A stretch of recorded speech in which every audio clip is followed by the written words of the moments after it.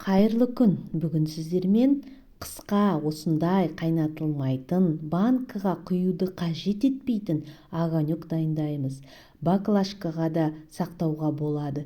Ешқандай да атылмайды. Сенімді қанша жылдан бері жауып жүрген рецепттерімнің бірі. Видеоны өткізбей мұқият көріңіздер. Сол кезде огонегіңіз керемет шығады. Рецепттің граммдарын, килограммдарын, өлшемін төменде жазып қалдырамын.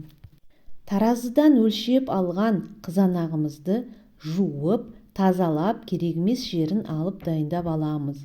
Содан кейін блендердан немесе ет тартқыштан, мясорубкадан өткізіп аламыз. Достар, менің каналым ұнаса, лайк басып, тіркеліп, қолдап кетейік. WhatsApp арқылы достарыңызға жіберіңіз. Қысқыға дайындап жауып алсаңыз, еш өкінбейсіз. Жылда өзім жауып жүрген рецепт. Осылай мені блендерге орналастырып, блендерден өткізіп аламын.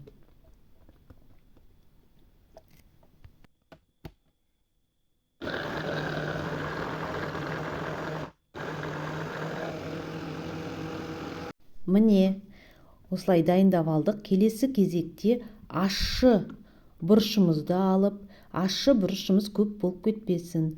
Рецепт бойынша салайық.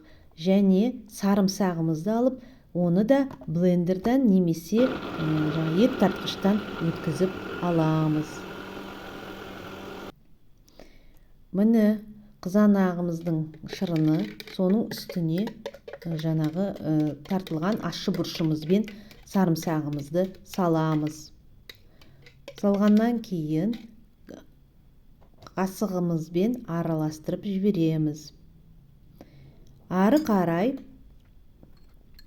тұзымызды саламыз, дәміне қарай тұзымызды саламыз. Содан кейін дәріханадан алынған ацетил қышқылын алып, қасықпен уатып, оны да саламыз. Сосын бәрін араластырып аламыз.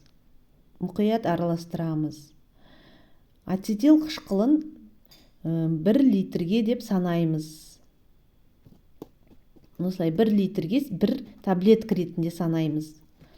Міне осылай араластырып аламыз. Араластырамыз да осылай бөлме температурасында 2 күнге қоямыз. Сол 2 күн аралығында араластырып тұруды ұмытпаймыз. Осылай араластырып қоямыз анда-санда. Каналым ұнаса лайк басып, қолдап, тіркелуді ұмытпайық. Міне, осындай огонек дайын болды.